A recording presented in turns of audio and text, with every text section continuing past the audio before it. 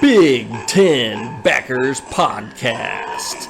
This is your podcast for Big Ten football or anything college football related. From Jim Harbaugh's shirtless escapades to Brett Bielema's hog-sized waistline with Ryan Day's beard dye and anything else in between.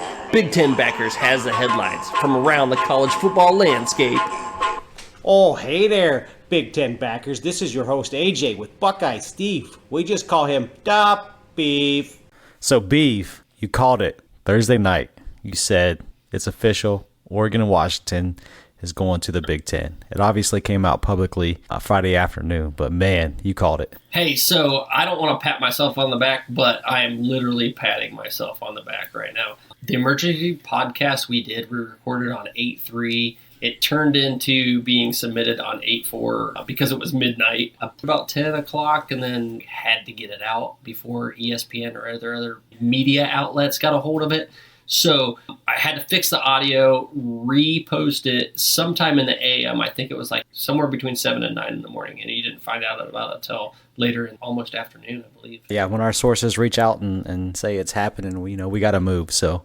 Oh, but we did have it on our NIL fan vote social media, and we posted it to a bunch of different groups. So we do have record that we were the first to announce it, really, as a media outlet. Let's get into, kind of why these things are happening, why we're getting a lot of realignment in college football, why it was smart for, say, Washington and Oregon to move to the Big Ten. So let's hit that recruiting aspect, and you let me know what you think. It's huge. It's absolutely a dynamite, bombshell, pipeline, defining moment. Let's go back to Texas. Nebraska had the best teams that they had in the 90s. That 1997 team that shared a championship with Michigan. Why did they have that team? They were recruiting all across the nation, but they were primarily bringing in people from Texas. Why? Because they played in Texas a couple times a year, so they could say, hey, Mom, Dad, I'm going to Nebraska because I want to be a stud. I want to go to the NFL, but I'm going to come to you a couple times a year, and you can come see me. And Nebraska's not too far from Texas. You can come up here a little bit. Moms and dads and everyone still have to work, especially back then when there was no NIL and they couldn't get there. Now what's happening? Nebraska has a new defining moment right now. A great coach in Matt Rule who did wonders as we're going to talk about later on in one of our other podcasts. But he has a defining moment to go get that pipeline from California now, because he can say, hey, we're going to be out here, UCLA, USC. We're going to be out in Seattle now with Washington. I don't know that we're going to get a lot of players from Oregon, but you're still going to play out in Oregon. I'll take that a step further. Think about those schools that you don't think of in the Big Ten, like those Tier 2 schools, even Tier 3 schools. Iowa, Minnesota, Michigan State. All those schools are going to be going to Cali and competing to get these recruits. And they're actually, Iowa, Minnesota, and those schools, those Illinois schools of the world, they did not go to Texas because they didn't have those pipelines. They weren't coming there to get recruits because those recruits weren't going to go to Iowa because they weren't going to be able to come down in Texas and play. But now they have a pipeline now besides Ohio. Yeah, and then, I want to get into the comparison, right? Obviously, the recruiting bed in Texas, California is big time. So to show you kind of what the lower tier schools, you're going to get into recruiting numbers. So like Texas, right? They have 42 people in the top 300. California has 23 people in the top 300 as far as high school athletes. And Ohio is probably the biggest recruiting bed in the Big Ten traditionally, and they have 10 in the top 300. So you're talking about doubling the high school talent just having California as a recruiting bed for the Big Ten. Goodness. Yeah, it's kind of insane. So, and I don't think Ohio has enough representation just because they don't have spring ball, but that's another topic for another day too. I completely agree. But yeah, let's talk about Fox kind of versus ESPN. So, let's get into that. So obviously Fox Sports, ESPN have been the magicians behind the curtain making expansion happen and realignment happen. So with Fox and this new change, they gained the greater LA area, the Seattle area, Portland, population totaling out to 27.1 mil. Crazy. Yeah, and let's break that down. LA, 18.5 in the metro area. That is huge. I mean, huge. That's a big base. A lot of money there. Seattle, 4.1 million. The big metropolis of Eugene, 176,000 approximately. So that's small. Then you go to 2.5 million people in Portland that don't give a shit about football. So 8 of the biggest TV markets are owned by Fox in the Big Ten now. So they have 8 of the top 15 largest TV markets in America. So not only 8, but the top 4. Yes. So New York, LA, Chicago, Philadelphia round out the top 4. But skip a few down, and then you go Washington, D.C. at number 8. That is what they have. And if you want to go to the top 15, Seattle, Minneapolis, Detroit are also in that. Then take a look at the other side. What does the SEC get? So ESPN and this is a knockout punch. Like, this is a monetary knockout. ESPN only has total control of 3 of the largest TV markets are in the top 15. Now, they do have some bigger ones in Texas, but they have to split that with the Big 12. And the Big 12 is also controlled by Fox. So some of their bigger TV markets is a kind of a battleground state with Fox, too. So Dallas, we have Atlanta, we have Houston. Dallas comes at number 5, Atlanta number 6, Houston number 7. And then Tampa is down there in the top 15 as well. Yeah, kind of crazy. And then speaking of, Fox delivering some of those knockout punches, I kind of wanted to go over Disney and ESPN. So Disney's lost $900 million in the box office. ESPN itself has dropped 7% in revenue, while at the same time Fox Sports has gained 18% in revenue. So you're talking about a 25% difference between the two. And there's rumors going around that Disney is trying to drop ESPN, which is... this is kind of crazy. And I think once it gets to a certain point, a certain level of household viewerships, they're going to try to switch to a streaming service. So there's been those rumors out there, and it's getting close to their cutoff line. Yeah, but they say that, but why did Oregon and Washington come to the big? Because they didn't want a purely streaming platform. They wanted linear TV, and it's not gone yet, and it still holds some power. So I don't even know if ESPN's making the right move here. Yeah, we'll see. We'll see when the time comes. I mean, the time's got to be right, too. But yeah, Fox is definitely looking like Muhammad Ali, lining up. Down goes Frazier. That knockout punch is the whole West Coast. Every person on the West Coast, it's controlled by Fox. I mean, they have the Southwest a little bit with Arizona, which is a growing area in the Big 12. That doesn't have anything to do with the SEC. I think the Big 12 is going to be more powerful population-wise. And I don't know if they quite... Team-wise... That's a big nothing. But maybe some of those schools will pick it up. You never know. That's true. But yeah, we could be seeing the beginning of the end for the SEC. Did I just say that? You did just say that. That's never good. But it's a good joke. Yeah, for our SEC viewerships, I'm sorry. I know. That was idiotic. Sometimes things just slip out. Ask your mom about that. Asshole. Yeah, speaking of those that lost, ESPN has taken to Fox, man. They had to let go of 20 personalities. Some big ones. Jeff Van Gundy. Who are they? Suzy Colbert, Jalen Rose, Keyshawn Johnson, Steve Young, Matt Hasselbeck. Damn. And we're not even getting into the college football people. Todd McShay's gone, David Pollock. The Bear has moved on. He's been a part of Game Day for a hot minute now. And they're changing up their lineup and bringing in Pat McAfee, and that's cost them a lot of money. So you can see that they're trying to change things to keep up and catch up with Fox. Yeah, Pat McAfee is good. I like him. I like his podcast, actually. Shout out to Pat McAfee. Watch that shit. It's good. He doesn't have a lot of college football on there, but maybe now it does since he started on Game Day. Really miss Game Day and what it was when it started. And I think there's a lot of people that feel that way. Game Day used to be awesome. Now I struggle to watch it, to be honest with you. I watched the Big Noon Kickoff. I loved seeing Urban Meyer on there. I loved seeing Charles Woodson. I loved the way it was. I don't know how Big Game Bob was on there. I wasn't real impressed with him. He seemed very stoic and not a lot of personality to bring to the set. But anyway, they're losing a lot, man. They are, and you're right. You're right on, man. Like College Game Day back in the day was the start of football every Saturday. It got you pumped. You were ready to rock and roll. You were ready to see, the headgear. It was everything, and they definitely lost their touch. So hopefully Pat McAfee can bring that back, bring some of that energy. Yeah, that would be awesome. Yeah, so we talked about Oregon and Washington, moving on into the Big Ten. But what about those Four Corners schools? We haven't talked too much about them and where they're at and what's going on in their world.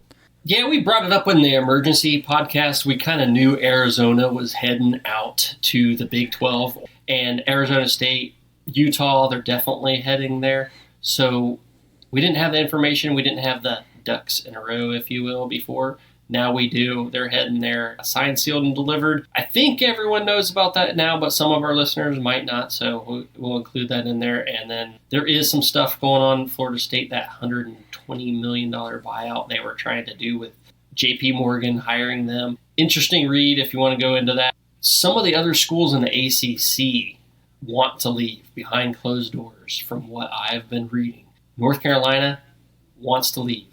Clemson wants to leave. Wake Forest on the fence. They kind of want to stay. NC State wants to stay. It was Duke. Duke wants to stay in the ACC. There's still some weird things going on in the realignment world, and we're not done yet. I think the Big Ten still has more to go under closed doors. There's more planning, which means the SEC is doing something, right? Yeah, I believe they are trying to, load their weapon. They're firing their load. They're firing their load, trying to give the Big Ten another facial because they haven't done enough in that in the championship games. That's all they've been doing to us in the championship game, man. They're firing their load, and they're firing it well. I mean, even if it's just losing to Georgia by an end of the game field goal, a loss is a loss, man. I'm getting tired of hearing all these Ohio State and or Big Ten fans making excuses. We said the same thing to Miami about that pass interference. We said the same thing about Clemson with that, when we got the targeting call against us. You know what? The targeting thing didn't go. They didn't call it right, but we lost. A loss is a loss, man. Suck it up. It's the next season. Now it's time to go prove it. You had your chances. We didn't have our defense right. So things got to change. You got to move on. So before we get into, I guess, our next segment, because it could be a little bit negative, but let's talk about the positive of realignment. So let's go ahead and explain the Big Ten Saturday lineup. Man, it looks good. So let's hit them with that. Oh boy, man! You can sit back and watch Big Ten and nothing else for an entire Saturday. Just imagine this: you wake up, you watch Big Noon Kickoff. Big Noon Kickoff. They talk about all these games with Fox, with CBS, with NBC.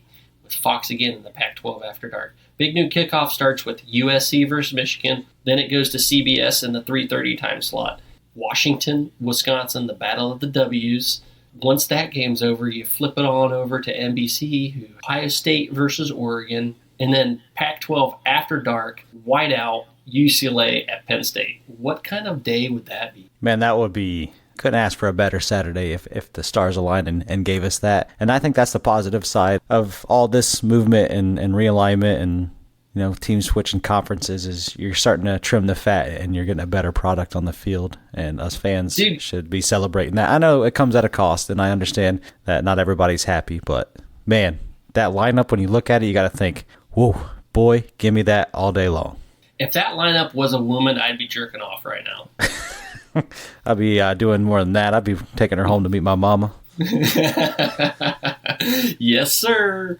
But yeah, I mean, I guess we'll get into some of what our fans have talked about on social media. NIL fan vote on Facebook, Instagram, Twitter. A lot of people have complained about regionality being dead in college football, and I can't necessarily argue that. I mean, I gave you my opinion on the positive of having a better product. But yeah, what do you think about the regionality claim being dead in college football?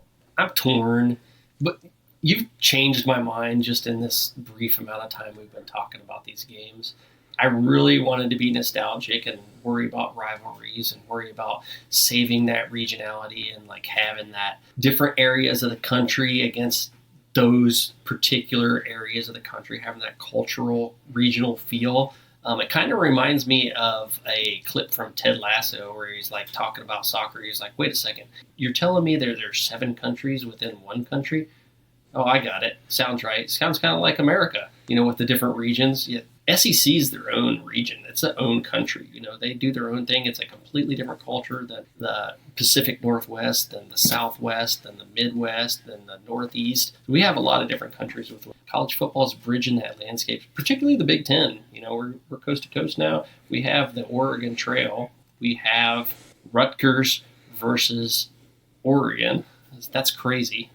It's changing, and I'm with you now. I mean, those big matchups are more interesting to the fans and sell a lot more for the networks.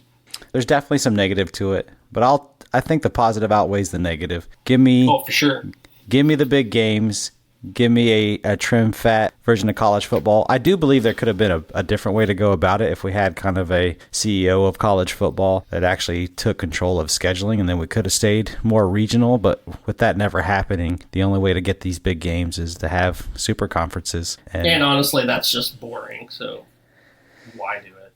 No, Hey, man, it's time to move on. It's time to have bigger games. I understand people are scared of change. I understand people are scared of an NFL model in college football. But if we can get more, Oregon versus Ohio State and versus Ohio State versus Youngstown State, give me that all day long, and I'll deal with the consequences of not having regionality in college football. Yeah, boom.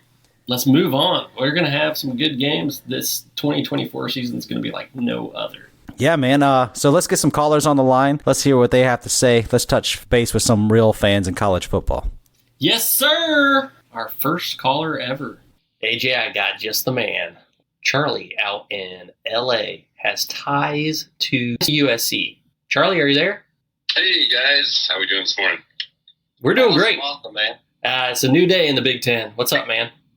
It is, yeah, no, and the excitement initially over USC and UCLA moving to the Big Ten, I think it's kind of diminished a bit as we watch the Pac-12 implode. And a lot of the fans I've talked to out here aren't as excited now that Oregon and Washington have kind of followed in our, coattails. You just answered the first question I had for you. What's the vibe with USC and LA? So I think that's kind of it, right? Yeah, I mean, going into this season, obviously you've got a chance for a back-to-back Heisman Trophy winner. The Coliseum's been full, the energy with Lincoln Riley, and then you've got Cliff Kingsbury coming in as a QB coach, NFL coach, signed on to be our QB coach. Fan base is energized, and I think overall the move to the Big Ten kind of excited fans just for the opportunity to see some new venues and new teams, the chance to play at Michigan, Penn State, Ohio State. We can go on and on about that. So I think overall fans are still pumped, but it's still kind of a revolving door, and everybody's just waiting to see who else may try to join us. So that's exactly my next question was, what matchups make you go from 6 to midnight? I mean, clearly at Penn State, we've played Penn State a few times in the Rose Bowl, which were just epic games. Going into the Shoe, Big House, even some of the lesser tier Big Ten teams, at Nebraska, SC fans have heard all kinds of good stories about how Nebraska fans treat opposing fans, and then getting those teams out here, out west on our turf, I think that kind of excites fans, versus the old. Here comes Arizona State again. Here comes Oregon State. The lesser tier Pac-12 teams. That just brings a new level of intrigue. Not this season, obviously, but moving forward. Yeah, I think Adam had. Everybody needs the whiteout is something to see. Yeah, I mean, you watch it on TV, and it's nice out here because the game's usually on at 5 o'clock our time. It just looks amazing, and the noise, but for the chance for some of our fans to actually travel out and sit live or have our team involved in it, I think it's going to be huge. So Adam, I think you had a question for him. Yeah, so what tier do you think USC and UCLA fit into the Big Ten? Like, where do you think they stack with the powers there? I feel like just initially joining, we would be, on the second tier. You've got the powerhouses that are consistently in the running for the college football playoff. Michigan and Ohio State, and Penn State lately has always kind of finished around 10-2, 10-3. But with newer coaches out here, there's a chance for us to kind of jump up on that top tier, if we can continue to recruit and obviously, players like. No, I agree. I think USC day one comes in tier one. I think UCLA is a lot like your Wisconsin, man. Like, they might have a up year, they might have a down year, so I think they're going to fit in that second tier. But USC, I think, walks to the door at tier one. Like, ready to rock and roll. Yeah. No, that might be a good point, especially with the team coming back, and even regardless of Williams, that's obviously is going to be heading to the NFL. I don't see any issues recharging the recruits. Maybe they'll get another transfer Heisman. Yeah, and that's the other. That's what Lincoln Riley does. I'm a transfer Heisman type of coach. With the transfers and the NIL, nothing's off the table these days. In that LA market, the NIL could be ridiculous. I don't know why it's not. They're just not like overpowering everyone else with recruit and just money, just flat out bags of cash. I mean, they already did that in the Pete Carroll. They did that. Yeah, they did that in the Pete Carroll days. Now it's legal, and everyone in Hollywood is like, "Yeah, I want to do the illegal stuff. I don't want to do things by the books." That's as soon as that happens, Oregon calls Phil Knight. Yeah, that's a funny point. There's 2 billboards on the 10 freeway and the 110 freeway that have been up since late spring that they're stating, "Hey, NCAA, give Reggie Bush's Heisman back." Oh yeah, they absolutely should. Yeah. Oh yeah. All right. Well, I enjoy the call with you, and hopefully we can get you back on here again sometime. Hey, thanks, guys. Enjoy listening. All right. Yeah, well, man, thanks for calling in. Don't get any sunburns out there playing volleyball. Yep, we'll do. All right, fight on. All right, we'll see you. Well, now we're going to get another caller. This time it's out of Seattle, Washington. Let's go ahead and bring him in, AJ. Hey, let's bring him in. Let's see what we got. Hello, are you there? Yes, I'm here. All right, we got a new caller. What's up, man? Where you at? I'm out here in Seattle, Washington. Been out here for about a decade or so. A decade? Where are you originally from? Born and raised Northeast Ohio, and then moved to Columbus to attend the Ohio State University. And then about a decade or so ago, moved out to Seattle. Oh, nice. Another Buckeye on. All right, here we go. Hey, awesome. Buckeyes. Thanks for coming. So we got an Ohio boy here and Buckeye Steve. We call myself the Beeve, and we got AJ up in Wisconsin. Nice to meet y'all. Nice to meet you too. Let's get into this. So you obviously saw the news, and you've been out there really right in the territory. So that's interesting that you're an Ohio State fan out there, because that would be a cool perspective to get. So what's it like, before all this, being a Buckeye fan out in Pac-12 territory? I would say it poses a lot of challenges with the fact that, as being a Big Ten fan, oftentimes you didn't get to watch a lot of Pac-12 games, unless you were at the bar at midnight or 1 in the morning when they did the big Pac-12 after dark. So you didn't get a lot of the context, a lot of the teams, the rivalries being in the Big Ten country. Now you come out to the Pac-12 territory and you realize that a lot of the Pac-12 fans and institutions, they don't have that really clear perspective on what it looks like to be a Big Ten fan, and realizing the passion, the rivalries, just things that we take for granted as being in the Big Ten are things that don't come across the same over in Pac-12 territory. A lot of camaraderie amongst the teams. They call themselves rivals in a lot of ways, but not a lot of rivalries in the truest sense of the word. People have a very difficult time understanding the Michigan-Ohio State rivalry out here, because that's just not the level of emotion that you see in a lot of Pac-12 sporting events. So definitely a different perspective on college football, for sure. Yeah. Well, what's it like now, going back to seeing UCLA and USC? What was the vibe out there in Seattle like? I don't think there was much concern. I think they felt that the Pac-12, being 108 years old, would kind of just stand the test of time.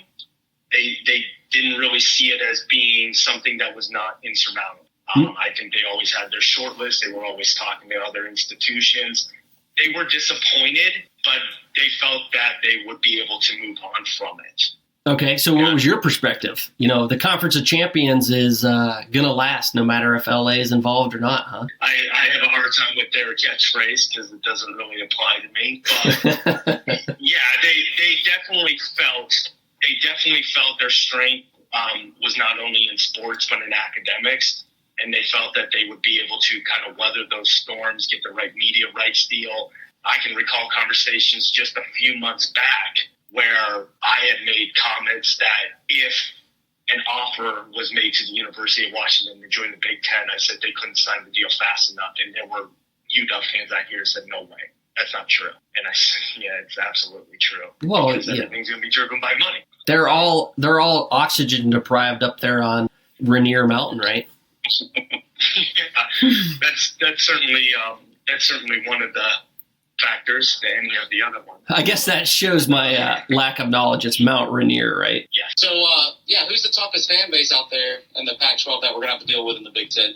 Well, I would have said the toughest fan base in the Pac-12 prior to the transition, but especially now with the transition as occurred, is Oregon. Just a very confident fan base, and I'm putting that mildly. Just a team that has the fan base and just the culture around there has this perception that they have a lot more success than what they've actually had. But I would say, again, to put it into perspective of Big Ten, that fan base is relatively mild. The Big Ten, they're pretty ravenous, especially Ohio State, Penn State, Wisconsin. Those are just three major ones off the top of my head that just have really passionate fan bases. And that's something that I think these four Pac-12 schools, now that they've come over here, they don't have that emotional buy-in. They don't have that ravenous fan base. That 24/7 vibe, like this is all I live for vibe? They don't. And you could really take that a step further, just the Seattle as a whole. Seattle is just, there are so many people here. There are so many things going on, so many activities to do. They're really good about showing up when their team's really good and they need a big, loud crowd for a game. But they're also really, really good about forgetting about that game the next day. And people, they talk to me a lot of times. They have a hard time understanding why it takes me weeks, months, even maybe a year or so, which may be unhealthy in some circles, but that's the Big Ten fan base. They care about their teams. If their teams are winning, their falls are going really well. If their teams are losing, their falls are not going so well. So that is going to be a cosmic shift, I believe, when these Pac-12 schools are even going to places like, West Lafayette, or they're going to Minnesota, they're going to Iowa City. They're going to see these fan bases that they have not seen in the Pac-12. I mean, in Iowa, that's going to be awesome. Iowa's a great place to play. I went to a game there. It was amazing. And that wave, they got a new tradition and everything. So what do you think? How do you think, if you had to describe right now one of those matchups that makes you go 6 to midnight, what would that be? Interesting question. I think something like maybe USD going out to Penn State. And I'm trying to pick a matchup that maybe hasn't occurred or hasn't occurred in a while. I think the Penn State one, I kind of point to as an outlier. I know Washington went to the Big House a few years ago. Oregon went to the Shoe a few years ago. You've seen some of that. You've seen some of those connections already. I can't recall off the top of my head any big Pac-12 school going to Penn State. No. It's a tough place to play at night. The SEC finally got a taste of it, Auburn being there. Yeah. I would love for some more schools to go there. It's amazing, man. I was there in 2007, I believe, when Ohio State lost to Penn State, and it was awesome. Awesome. I loved every minute of it. I would love to see Oregon in a whiteout. Get those all-white Penn State uniforms against the flashy Oregon uniforms at night in Pennsylvania. Come on, man. That is true. And also I'll say that fan base will have no idea what hit them, because I'll tell you what, there are very few places I've ever been uncomfortable as an opposing fan. I think that was one of them. Oh, for sure. They just make you feel uncomfortable for a lot of reasons. They're a very passionate fan base, and you go in there with some swag thinking, I'm used to these 60, 70,000 seat stadiums. It's no big deal. You're getting into the six digits when you come to the Big Ten, and it's a whole new ballgame when you have stadium sizes that large. Oh, I remember tailgating right by the stadium with some of these older couples, and they were like, yeah, we want to make sure you're having a good time. And I was like, I thought your fan base was a little crazier than this. And they're like, why don't you just go walk over there for a second? I did. And someone threw a full beer of can at me. Not even once. I mean, multiple times. I was ducking, and they were hitting their own fans' cars. I was like, this is nuts. There was barbecue chicken thrown at me. It was awesome. I loved every second of it. I thought it was sweet. They were destroying their own shit just by trying to hurt me, I guess. It's not even the worst things I've heard being thrown at people. That's true. The bag of piss on our band. Yeah, I've heard that more than once, corroborated from other people. So that's the difference. That if you want to point to really what is one of the primary differences between these Pac-12 schools and these Pac-12 fan bases versus the Big Ten. It's the emotional buy-in of the community to how important sports is. We can debate whether or not that's healthy all we want. I'm a Midwesterner, I'm a diehard Cleveland sports fan. It matters. It changes your attitude. It changes your demeanor, whether or not your teams are winning or losing. And Ohio State, it is an exceptionally high bar that around here they don't understand. Last year going 11-2, I talk about it being an absolutely miserable season, and Ryan Day's on the hot seat, and these people around here look at me thinking I'm nuts. And I said, no. Yeah, you are. That's a definition. Straight loss. That's a definition of fanatic, man. We're nuts. Speaking of that, before we get you out of here, how are the fan bases doing that didn't make the cut? So what's going on with Oregon State? What's going on with Cal, Stanford, Wazoo Washington State? What's the feel out there? I'm speaking of my own opinion here. Feel betrayal is kind of the vibe you're getting. Is kind of thought there was a solidarity in there, and you really look back. If you would just want to go back even a week ago, and I'm trying to recall, I believe the Colorado decision came down either Monday or Tuesday this week. Monday maybe, trying to recall that. But I would say prior to a lot of the smoke coming out about Colorado transitioning to the Big 12, there was a very strong sense out here Pac-12 is going to be fine, with exploratory searches with San Diego State, with Boise State, SMU was in the hunt. Those were all real, legitimate conversations that were happening, and there was a double-down effect that we're going to be just fine. And then it seems that Colorado transition was that domino, because it opened up the Big 12 going after Arizona and Utah, those three institutions in total, and it really opened up Washington and Oregon saying, we need that life raft, we need to do this. And unfortunately, when you're looking at Washington State, that's based out of Pullman, Washington, you're looking at Oregon State, based out of Corvallis, not strong media markets in any sense of the word, not big cities in any sense of the word. They were always going to kind of be on the outside looking in unless they were part of a package deal. And that package deal just got signed, sealed, and delivered with just Washington and Oregon. Now you look at Cal and Stanford, you'd like to lean on the fact that, hey, you've got the Bay Area, you've got Oakland, San Francisco, San Jose, you've got a great media market that you could try to sell in that area, but apparently not big enough because the Big Ten's not appealing. If they don't find that appealing, there must be something else in those numbers that they don't like.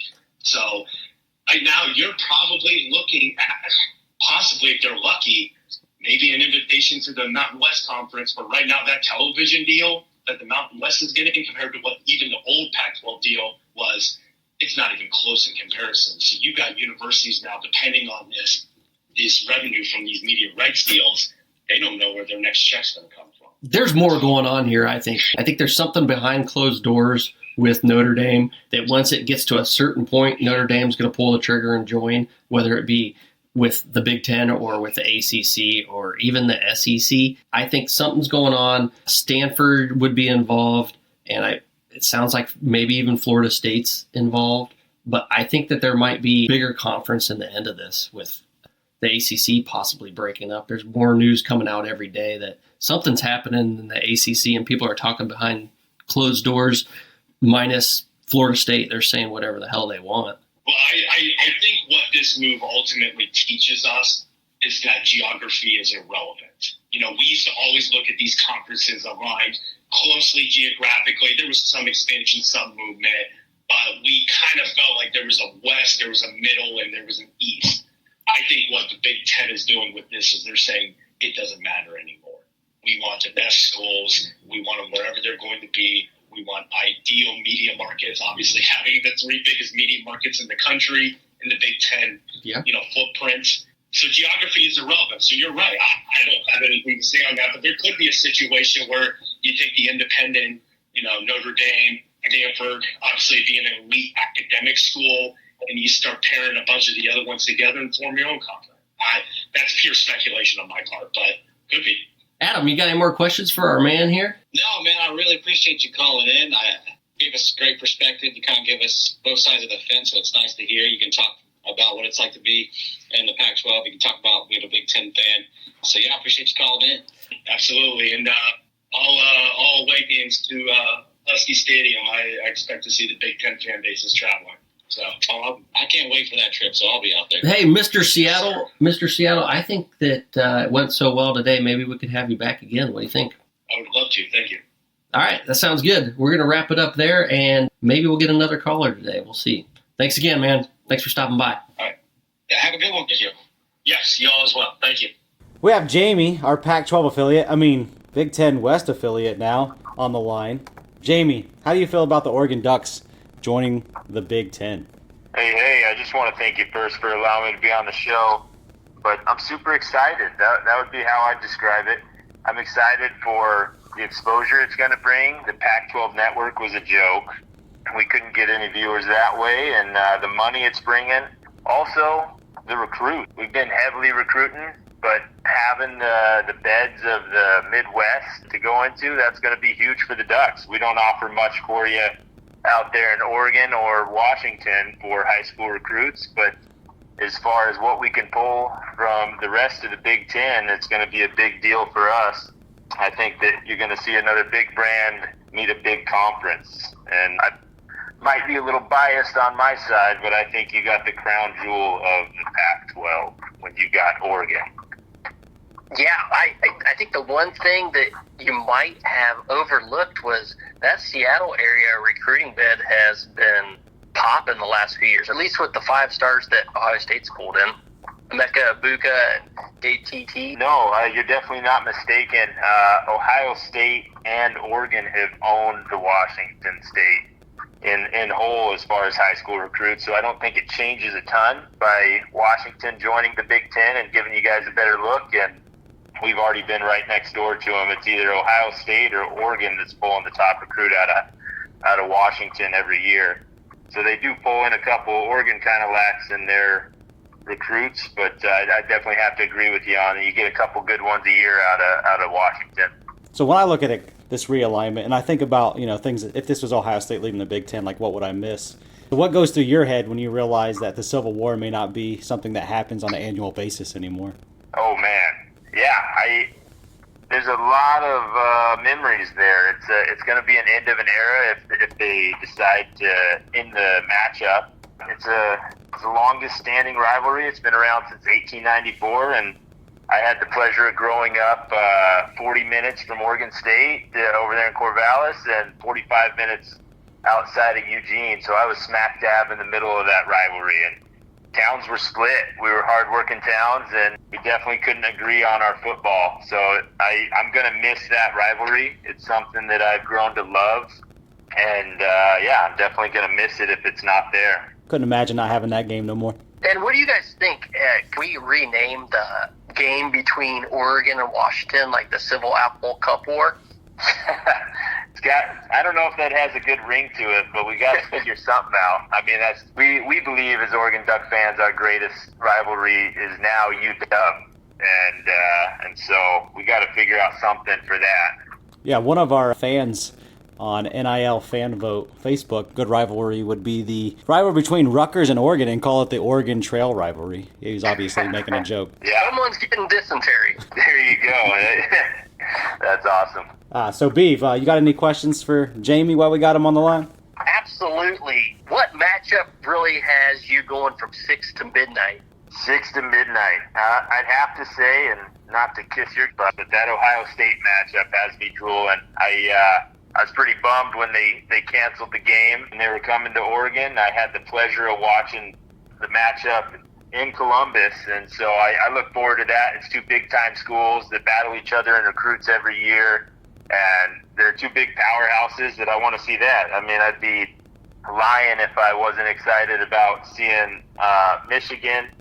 I'm excited we still get to play USC and UW. Those are our 2 rivals that I don't want to skip on our calendar. So I'm excited that USC couldn't quite run away from us. So in with that, if you saw a game at the Shoe, a big game, night game, if you saw a game like that in the Shoe, I believe you have no imagination what is going to happen when you go to Penn State for a whiteout. It is that on steroids. If there's anything like it. You might be able to go to LSU and claim that a night game there, but a whiteout at Penn State is awesome. I've been there for Ohio State to lose, and it was the best thing that I've ever experienced. No, I can only imagine, and that's something I have a ton of respect from the Big Ten is their fans and how much they support their football teams. You have a team like USC that, yeah, they've had a historically good football team, but their fans only show up at the end of the year. They're not there for the small games. You know, I'm excited to be a part of a conference that is truly backed by the fans. Yeah, but I think Oregon fits in that category, and I think that's why it's a good fit for them, the Big Ten, because they have that wild fan base. They have that passionate fan base that fills the stadium, win or lose, like they're there. And I think that's Oregon's like an outlier when it comes to the Pac-12 in that department. And speaking on, the rest of the Pac-12 schools, which is the Pac-4 now, what are your thoughts on the four that were left behind? I'm a little sad for them. I did love the Pac-12 and what we had going. I think this is going to be one of the best years, if not the best year, for the Pac-12 conference as far as the teams we had and the show that's about to be put on. I'm sad to see the ones that are going to get left behind, the little brothers and little sisters, the Oregon States and Washington States. I believe Stanford will be just fine. They'll figure out their own way. Cal's, their academics come first, just like Stanford. Oregon State and Washington State, they put together competitive years, and I don't want to see them fizzle out. Oregon State's probably at the top of their game that they've been at in the last 10 years. And so, I'm kind of sad for them, to be honest. What do you think would happen? Now, just imagine this, if Oregon State wins the Pac-12 in the last year of existence. I think that'd be probably some type of poetry. As an Oregon fan, I don't think I'm allowed to root for that. But if we're not going to get it done, I think that would be the poetry of you all are leaving, but, look who's left standing, And so to have the arms race they have in the Pac-12 right now, and they're one of the teams that stood by and said we're not going anywhere, to win it, I think that'd definitely be college football poetry. Absolutely. Great answer. Yeah, I think, man, the Bombs Over Baghdad that's going to be out in the Pac-12 is going to be amazing. It's the deepest the Pac-12 has been in probably 20, 30 years. It's kind of romantic, and me and Jamie talked about this being a romantic end to Pac-12 with, 6 teams having a chance to win the conference, which is probably the deepest of any conference this year as far as chances to win. Yeah, it's going to be a good send-off. It's that fairy tale send-off, and like you said, 1 through 6, everybody stands a chance. And so you have the dark horses of the Oregon States, the UCLA, but you have the ones that are there that are predicted to be at the top, and that's Oregon, USC, UW, and Utah, who all bring back their own quarterbacks there, and it's going to be an arms race. And Pac-12 after dark, I think it's going to be historic. Yeah, after dark, the sun goes down. Bring on the fireworks, man. I can't wait to watch the Pac-12 this college football season. But then I'm very happy as a Big Ten fan to bring those fireworks over here to the Big Ten. But thanks for calling, Jamie. I appreciate you giving us some time, and then hopefully we'll have you back on the podcast pretty regularly. Oh, it'd be my pleasure. I appreciate you both. Oh, thank you. Thank you. Big Ten Backers Podcast. Follow our sponsors at NIL Fanvote on Instagram, Facebook, Twitter. Also visit the website nilfanvote.com. Oh, no Midwest goodbye today.